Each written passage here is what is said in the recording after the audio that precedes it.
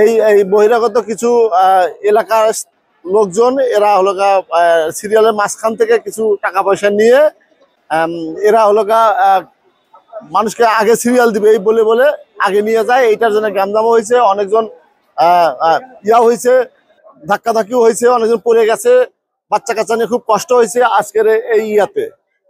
আসলে আমরা চিন্তা করছিলাম যে ভালোভাবে আমরা যাইতে পারবো, কিন্তু এই পরিমাণ ভিড় আর এই পরিমাণ অবস্থা খারাপ, জাতি মানুষের খুব দূর মানে ভোগ পাইতেছে, বাচ্চারা, মহিলারা এবং কি আমরা নিজেরা অসুস্থ মানুষ ট্রিটমেন্টের জন্য যাচ্ছি, খুবই খারাপ অবস্থা।